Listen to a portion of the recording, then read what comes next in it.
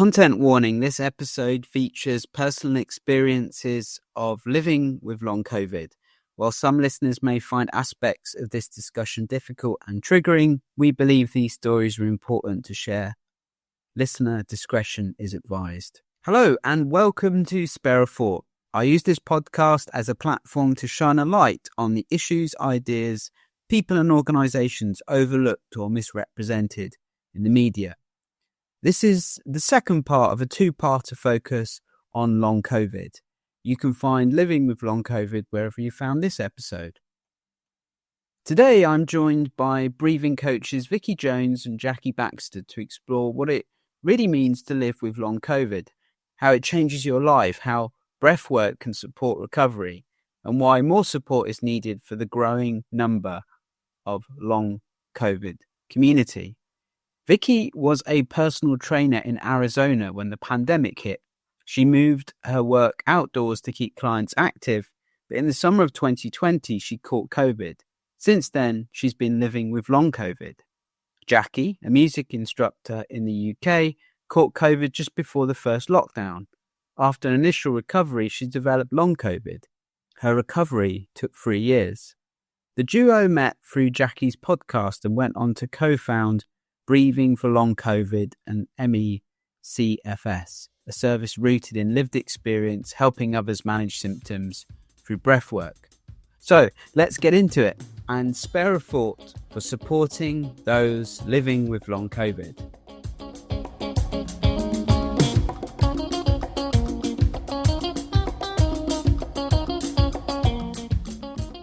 My name is Vikki Jones and I live in Prescott, Arizona, but was born in England. I am 4.5 years into long COVID and still not recovered 100%, but better today than I was when I first got sick. My name's Jackie Baxter and I live in Inverness in Scotland. My long COVID journey started in March 2020 and I have now fully recovered, but it took me about 3.5 years. I'm now working as a breathing coach alongside Vikki, helping people to gain some control over their health in a way that works for them. I'd like to take you both back to 5 years ago, where COVID-19 was fast spreading across the world. What was your life like then? And then I suppose we will then obviously get on to how COVID has changed your life and in what ways it's changed your life. I was living in Arizona. I had my own business as a fitness personal trainer.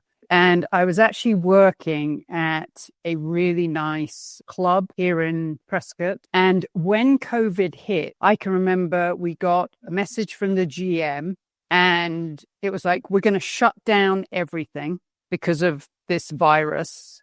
And I was like, oh, yes, but we need to continue to be able to exercise.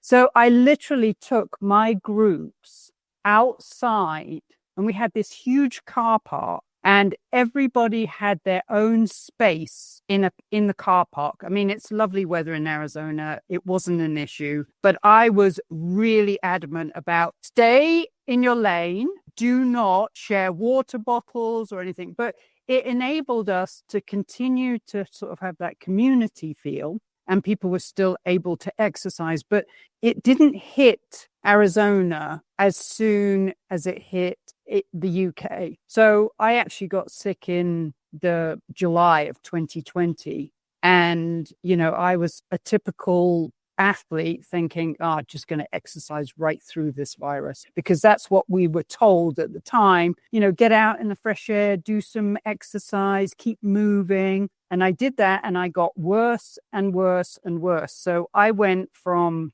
being very active to barely being able to get out of bed. And that continued then for probably 2 years. So, there was no more instruction for me. So that's completely changed my life because I don't do that anymore. I was in the UK, I was living in Glasgow. I was working as a music instructor. On top of that, I was doing all the things like thinking back, I was like, what was I doing?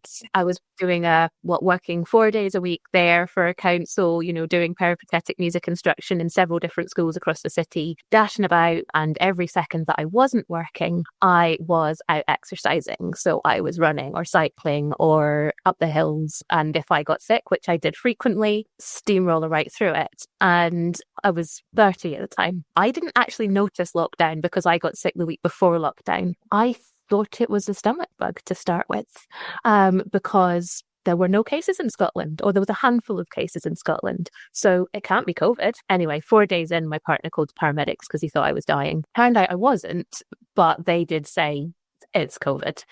You'll be fine in a week. Don't worry. Make sure you isolate from people, all of that stuff. And, everything's going to be fine. My partner was absolutely fine. He didn't catch it, or he certainly wasn't symptomatic, but I sort of got worse and worse, but then seemed to start getting better and then got worse again. So my first sort of 4 weeks, I think I was largely in bed, unable to get up. And when I did, I was living in a very small flat. Bedroom was right next to the bathroom. I remember getting out of bed to go to the bathroom and it taking me ages to get to the loo and then back again, and then hours for my heart rate to come back to something resembling normal. This was absolutely terrifying. I had about 6 weeks where I was either stuck in bed or, sort of able to be around the house a little bit. And then things improved dramatically. I was doing much, much better. I was able to, get out walking. I got on my bike, gently, but I was able to start doing a bit of stuff. So I thought, well, gosh, this has been awful, but okay, we move on. And I got some advice that it turned out wasn't good as well, which was, just keep doing what you're doing, gently increase your activity and you'll be fine. So I did. For about 2 or 3 months, I think things did improve. And then I just hit a wall, and that was that, crash and burn. All of the symptoms came back, new ones arrived. And that was me for, years, really, ups and downs, of course. But had I not pushed myself so hard beforehand, would it have happened? I don't know. It certainly didn't help. And I think one of the interesting things, so Jackie, even though she has gone through long COVID, the symptoms that she had, her experience of long COVID is so unique to her. My experience, so she talks about fatigue and elevated heart rate, whereas I had a completely different experience of very bad neurological issues. I couldn't speak properly, couldn't find the words for things like coffee or orange. My husband would talk to me and he would say, things, and I couldn't find words to even respond to him. That is something we see with the clients that we work with. Everyone has a very different experience with something that has been grouped together and called long COVID. And we know that there are something like 200 symptoms that go under the umbrella of long COVID. Is there a sort of definition or a working definition of what long COVID is? It has changed. Originally, it was if you don't recover after 3 months. And the weird thing about that is you think you might recover, but then you get a myriad of new symptoms. Which is what happened to me. And then, how long do these symptoms last? Right now, it's almost 60 days. They say, if you haven't recovered after 60 days, then you could have long COVID. But it's getting vaguer and vaguer, isn't it? Because obviously, without COVID tests, you don't even know that you had it, and was it that cold or that cold? And the whole thing is getting quite confusing. And, you can appear to make a good recovery and then, get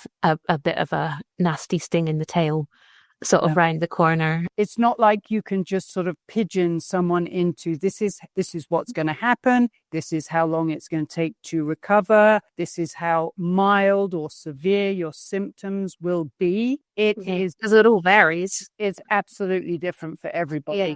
I mean, there are obviously the common ones, and that doesn't mean that every person will have every one of them. But, you could list sort of, 5 or 10 that most people will have to some extent, but you can't guarantee that every person will have all of them.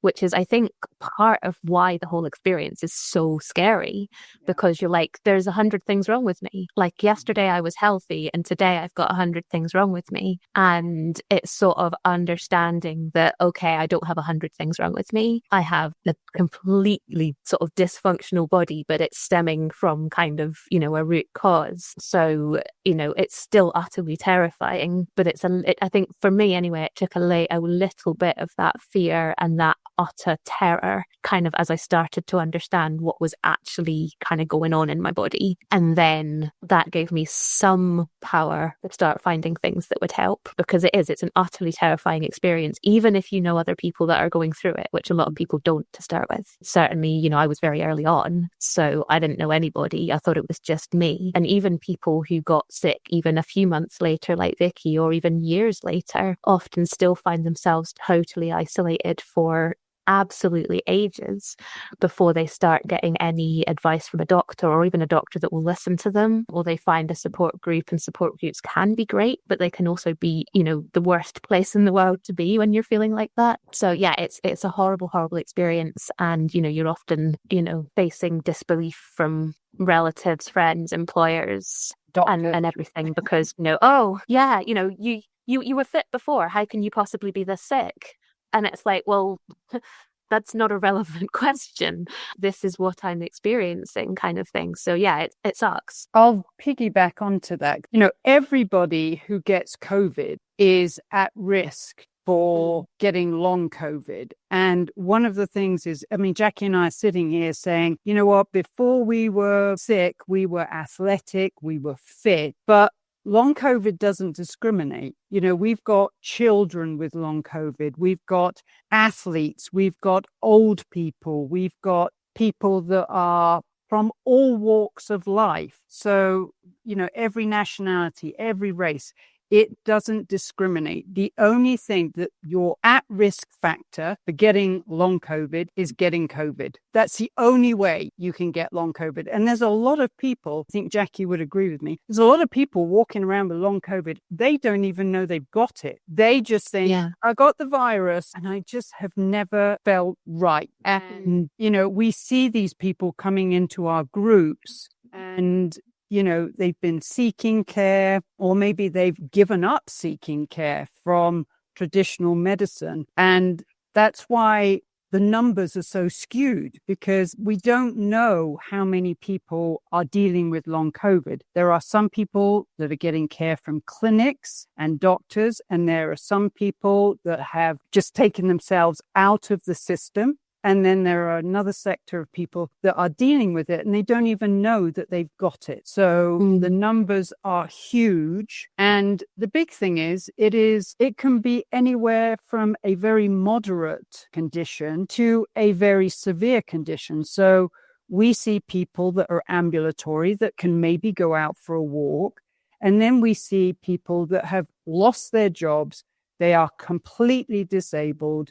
They are existing in a cold, dark room, pretty much motionless, because their symptoms are so severe.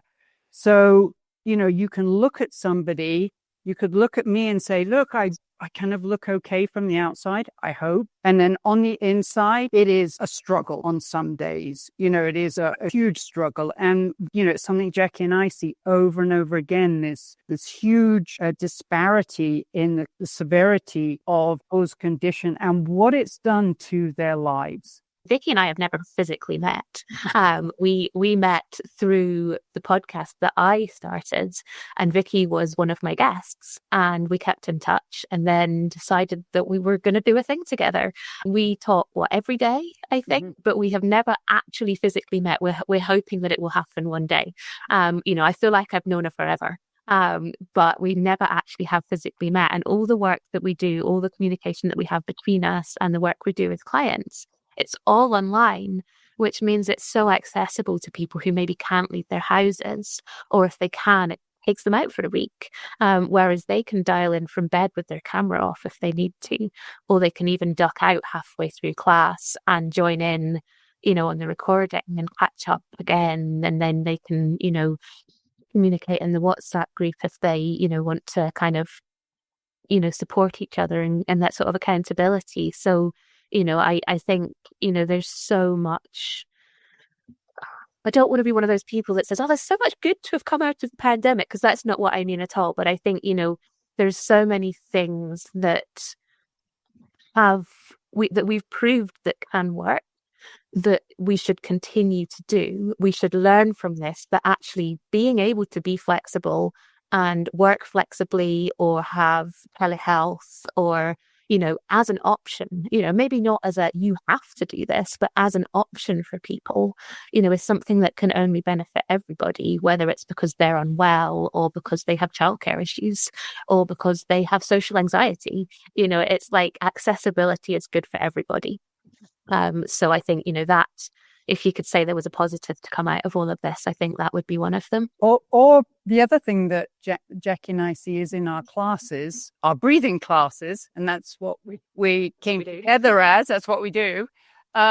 They're from different parts of the world. So we have classes that we put out, and we've got people from Australia, we've got Europeans, we've got Americans, we've got South Americans. There is no part of the world that cannot access our breathing courses, which, is a wonderful, is super cool. And it's super cool to sit there with, people and hear where they are living. And, Jackie and I came together, and it was our common, this whole part about breathing. And I realized when I got sick, I had pneumonia. I couldn't breathe. It was eye-opening to how terrible we can feel when we are a dysfunctional breather. And through various avenues, Jackie and I came together. We both realized that one of the things we could do, and I think that's really important to talk about, what can we do? What can we do to help us? Because there's a lot of things that we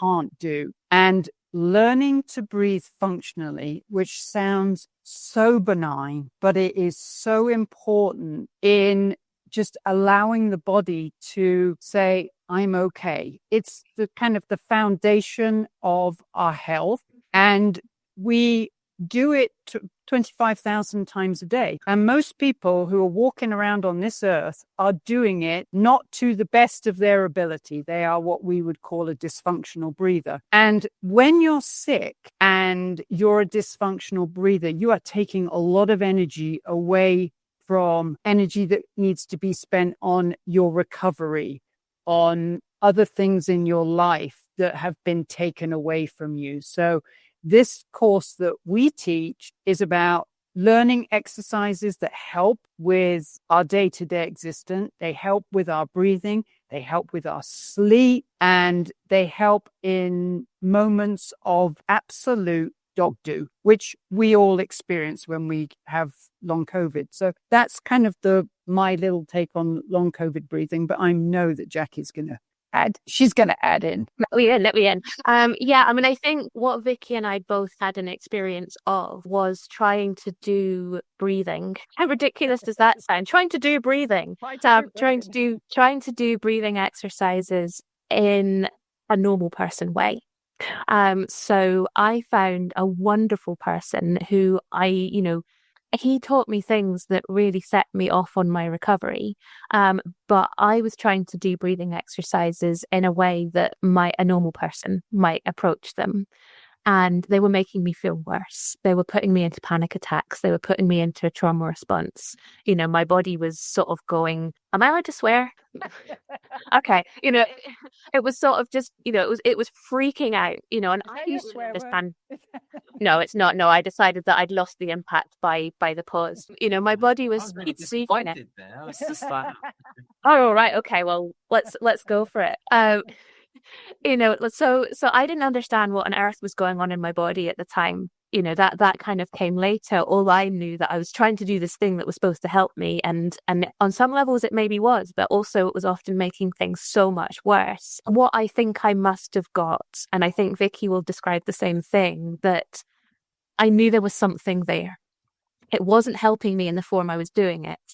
But what I was learning, there was something going on up here where I was putting pieces together and I was going, this sounds like hippy dippy bullshit, but there's something here. So I sort of started DIYing it a bit myself. And that seemed to help. And, although often it did make me worse, over time, I did actually start to then see a lot of improvement, which then led me on to the next thing and onto the next thing. And eventually, up the road to hooray, everything's good. So I think what Vikki and I both kind of learned from this experience was that the lived experience was, worth many, many, many a qualification. I think it took me 3.5 years to get through long COVID. And then, a bit of time after that to integrate back into the world as it then was. And, a lot of people would have spent 3.5 years or 4 years doing a university degree, getting a diploma, getting a PhD. I went to the School of Life and I got long COVID. And I think that, it didn't give me a shiny certificate, but what it did give me, I think, was actually worth several university degrees, because I have that lived experience. And, as we said at the beginning, no two people's experience of long COVID or ME/CFS is the same. But what I did learn was how bad you can feel, how hopeless you can feel, how useless you can feel, what it feels like when you're lying in your bed and you literally can't lift your head off the pillow, or when your body has gone into shutdown and you are curled up in a corner of your room for 5 days, not able to eat or sleep, and your partner's gone away. And then you literally spend hours crying down the phone to him because you just don't know what to do, and you just can't. You can't, whatever. So, it's the most awful experience. And I think, no one can understand an experience that they can't relate to fully. Our approach is do no harm, and do no harm is you start so gently. You don't go in with breath holds and Wim Hof. That suits some people great. Not appropriate in this cohort. We start so gently. And one of the most important things that we do is not the exercises that we have adapted, because we've taken a whole host of exercises and we've thrown some of them out the door because they're not appropriate. And we've adapted a lot of them to make them appropriate. But one of the most important things that we teach is how to understand your own body. So if I'm going to teach you this exercise, I'm going to tell you what we're going to do. I'm going to explain what it is. And I'm going to explain why it's useful. But you are the expert of your own body. So you are the person that needs to understand how much of this you're going to do. How long are you going to do it for? How are you going to know how it suits your body? So we have to be able to understand our own body signals, what our body is telling us, and how to really hear that. Because otherwise we're going to overdo it. Because we do. Even someone experiencing long COVID often struggles to comprehend how little it takes to crash or to overstimulate. So it's really learning those signals. And often it's actually holding people back. It's saying, I reiterate so many times, you don't want to get to the point where you're getting air hunger. We're going to do one of these, or we're going to do it for a couple of minutes. You have to take breaks, things like this over and over and over, because a lot of these people are desperate to get better. Of course, because why wouldn't you be? And, it's not everybody, but many people with long COVID are those kind of people who have achieved, or, have that drive to achieve, some, perfectionist kind of thing. Or people who are athletes, maybe, and athletes are, no pain, no gain. So we so easily slip into that kind of competitiveness, competitive with ourselves, competitive with other people. And often it really is slowly, gently. And it's that consistency. It's not, we're going to do it all now. It's that consistency over time. Consistently doing the little things, consistently making that effort. And that's where we see the gains. So it's a long game. Consistency, gentleness, compassion with ourselves, but hearing that from someone who has been through it, rather than your doctor who probably hasn't got lived experience of it, and doesn't really understand the nuances of it, and often won't ask you about your breathing, actually? For me, I'm in a slightly different boat than Jackie. But because I'm still going through it, I still have to pace every single day. It is like I get up in the morning and I know that, in years gone by, I could have gone out and done a run. I can't do that anymore. I can go out for increments of a couple of minutes of walking. I can do a couple of minutes of maybe some breathing exercise. We're not talking here that we're teaching these sessions where people are, doing a lot of breathing. We're breaking it down. And one of the things we have to do with all of our energies, we have to pace and we have to listen, to do a little and often, because we are so apt to these relapses and crushing fatigue that, for instance, a breathing exercise can put us right there. And that's why it was important to have, Jackie's been through it. I'm still living with it. But understanding that at any time we can easily overdo even our breathing, which sounds so benign, but it is so important. And I know for myself, it's something I never considered, as a personal trainer for years, being an international athlete. I never thought about breathing as being important. And now this experience has given me that sort of eye-opening thought of, if we're not doing this right, we're never going to be healthy as human beings. And it's especially important for people with long COVID that have so little they can actually do. It's that control, isn't it? There's so little that you can do. It's all about the can't. So, okay, what can we do? But so little feels in control that having even one tiny little breathing exercise that you learnt yesterday, oh my goodness, I finally have something. And it may not work all the time because we have to practice. But, having something. I was just looking up the James Nestor quote that we always use when Vikki was talking about the breath a moment ago, because I think it's so key, and it goes, no matter what we eat, how much we exercise, how resilient our genes, how skinny or young or wise we are, none of it will matter unless we're breathing correctly. The missing pillar in health is breath. It all starts there. And I think that's true. Hydration, important. Nutrition, important. Sleep, important. Genes, actually less important.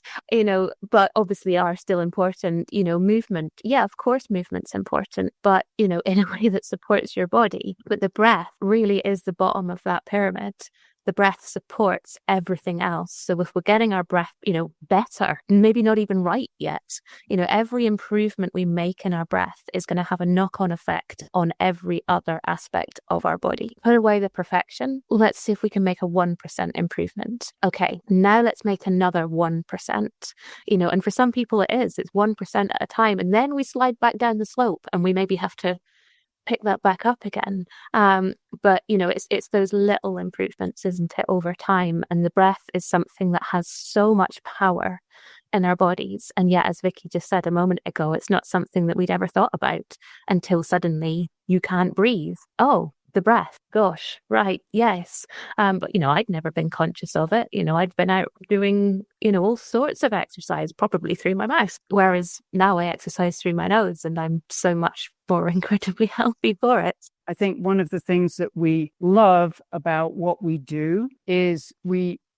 giving people a tool, but we're also, as Jackie said, this is such an isolating illness condition. And we're offering community and support of people that are going through a very similar journey. Like I said, no one's journey is the same, but it's very, like I said, it's very supportive what we do. Yeah, I think just to jump on, sorry, to what Vikki just said as well, the risk factor for long COVID is getting COVID. But, we also see people with ME/CFS. Could you give a quick definition of what ME/CFS is? Myalgic encephalomyelitis. And chronic fatigue syndrome. For the most part, it is something that comes on post-viral, or sometimes I think potentially as a result of things like burnout and trauma, but or even brain injury. I think it can come as a result of, I think most commonly, post-viral similar to long COVID. And this is a condition that has been in existence for decades? It's the same thing in that the majority of people have it as a post-viral condition, but it wasn't COVID because COVID didn't exist back then. I think the common ones are mono and glandular fever, Lyme disease. That's sort of Lyme is Lyme, isn't it? But so all of these kind of conditions, it's the same thing in that it's a viral trigger and a post-viral condition. I'm not going to dive into the debate about whether or not they are the same thing because we don't, I think, have the time. But, this community, has been kind of, mistreated very badly for a long, long time. And, the good thing about long COVID is that it is shining something of a light on this community. And I think that has to be a positive to come from it. But, we also see people with ME/CFS coming into our courses and they're benefiting in the same way. So I think, whether or not they're exactly the same disease, they have the same struggles, within a massive ballpark, obviously, because, one person with ME/CFS is a very different person to another person in the same way as long COVID is. But, these people have very similar struggles. They are also incredibly isolated. Many of them have been ill for longer. But as time goes on, people aren't generally testing for COVID anymore. So people nowadays who are getting unwell and are developing a post-viral something, some people may call it long COVID because they'll be like, oh yeah, I had the taste and smell thing, so it was probably COVID. But the longer things go on, people are going to start getting, ME/CFS diagnoses again, or fibro, or post-viral, or, that sort of thing. So they're going to get that stamp maybe rather than long COVID. Stats are already pretty skewed. So they're going to get skewed further and further and further. There is some strength in community of long COVID, which is a good thing on many levels. I think that there is that community. But people getting sick now that don't have long COVID, where do they fit in? So I think it's this wider community, rather than saying we're long COVID, we're ME/CFS. For me, I think we should have a wider community of post-viral illnesses because there's strength in numbers, there's strength in knowledge, and a lot of the long COVID community have said if only we listened to some of the things that the ME/CFS people were saying before, we might have got some understanding a bit quicker, and that might have helped me rather than trying to exercise through. And certainly for me, that might have been the case. I see people with ME/CFS as well in our courses, and I think it's really lovely that people do feel that sense of community together, and I hope that continues. And many of the symptoms and sort of stuff looks very, very similar. I think if you were to look at a list of symptoms of the two conditions, there would be so much crossover in terms of symptoms. You may see some being more common in one than the other, but I think your symptoms are almost exactly the same. The other thing about long COVID, I think, is the social media part that has driven people's experience. So I know when I initially got sick, I had no idea what was going on. It was just completely floored me. And it was my sister in the UK that said, Vikki, there's something called long haulers and there's a Facebook group and you may want to look at what these people are experiencing. So by then I had been to a neurologist, I'd been to a cardiologist, I had been to a respiratory therapist because I was so sick, and every test that I had came back normal. And I was like, this is really bizarre. And so when I found that group, it was the first sort of thing of saying, this is actually something real and putting a name to it. And this community, because it is a strong community, has driven the awareness of long COVID. It's driven research. It's driven questionnaires. It's driven a lot of things that, as Jackie said, ME/CFS people that have been dealing with things for 30 years did not have that. So we're now seeing, things going from bench to bed, when you see, okay, this is when long COVID started,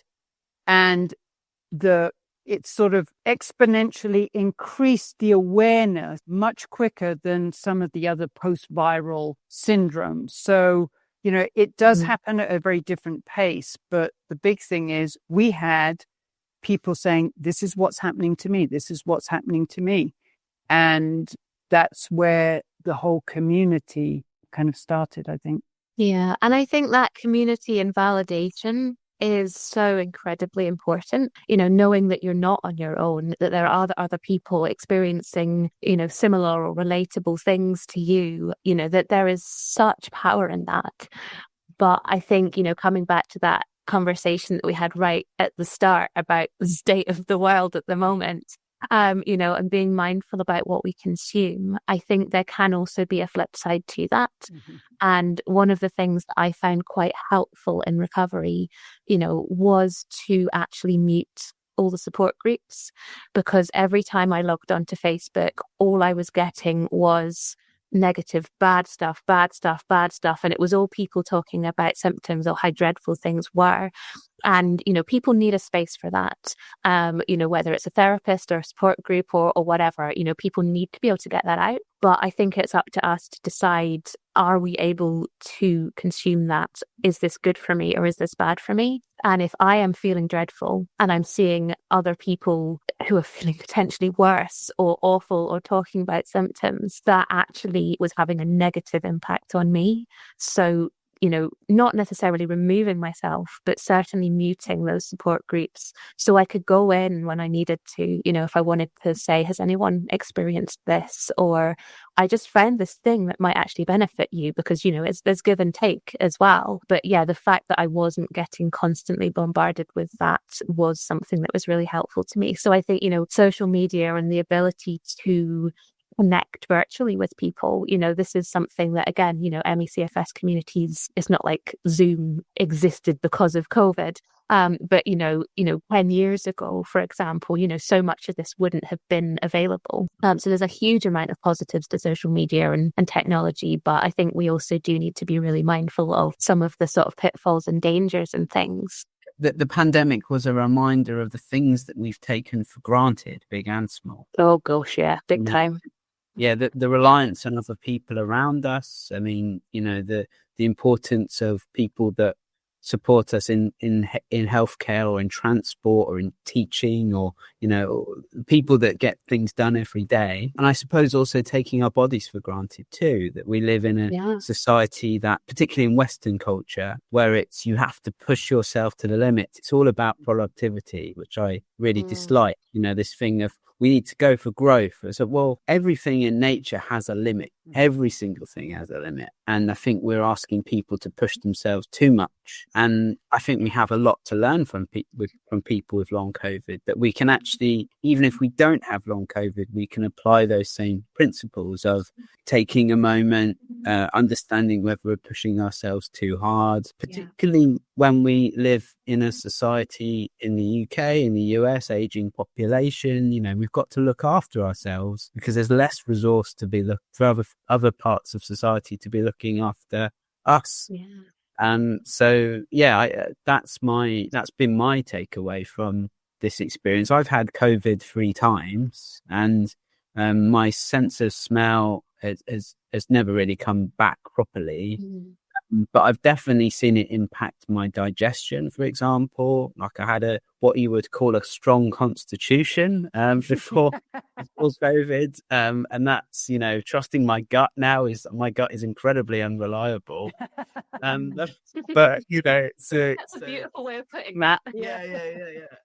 So, it sort of led to lots of other things. But also, I suppose it's making me listen more to my body. And this is something my partner always talks about, who has long COVID, it is trying to listen to your body, take more breaks, and be kind to yourself. Tom, you've just talked about our society now and this push, and what we are seeing is, as a society, we are incredible dysfunctional breathers. Now, why is this not something that is being taught to children? We are seeing children that are dysfunctional breathers. So we breathe up until the age of 5 perfectly. And then because of society, because of our lifestyle, because of the clothes we wear, because of social media and, just mimicking other people, we get steadily and steadily worse. And yet, if this is something that we taught grassroots to children in schools, their attention span would be better. Their anxiety levels would decrease. Their, depression, their sleep would be better. And, and it's such an important life skill that we drop the ball on. And it's one of the things that long COVID and COVID has taught us, that we really need to readjust our sense of what is important in our lives and, what is the future going to look like for our children. And one of the things I know that I'm passionate about is these children that are walking around with their mouths open, and they're sleeping with their mouths open, and they're on their computers and iPhones with their mouths open, and they are not doing their health any favors by existing like that. Life is really hard. Wherever you are in your life at the moment, life is difficult, life is stressful. And we have to have the tools to deal with it. So instead of sinking under those waves, we're able to surf over them, and that is asking for help. That's using our tools. That's saying no to things sometimes. But I think, coming back to everything we've been saying today, it's having that foundation of breath. The other thing about long COVID, I don't think we've even touched upon is, is there a cure? Or you can have all the money in the world. That doesn't mean to say that is going to put you ahead of the recovery. We all go through a very different journey, but having unlimited money is not the answer. No. And that's when you realize how important your health is. That is literally when you realize how important your health is, because all the money in the world cannot get the last 4.5 years that I've had back, and we see it all the time with people. They'll throw money at it. It doesn't help.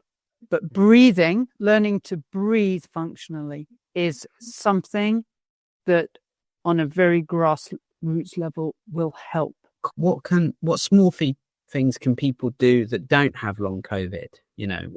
What are the things that the rest of us can do to help support people in that recovery? I think a lot of it is the simple things. Can I take your kids to school today? Can I pick your kids up from school and take them to their music lesson so you don't have to go out this afternoon and you can rest? Can I bring you some food? Can I make your bed? And people with long COVID spend a lot of time there, often keeping it simple, but also with that kind of invitational choice, so people don't feel forced into your help. Can you sit with me a half an hour? Because I haven't seen anyone in months. Can you sit next to me? Can you hold my hand? Can you tell me a story? Some gentle connection. I would say one of the things that I really struggle with is the way that people look at you when you have long COVID. And, we walk around and we have this look of, on the outside, I'm looking healthy.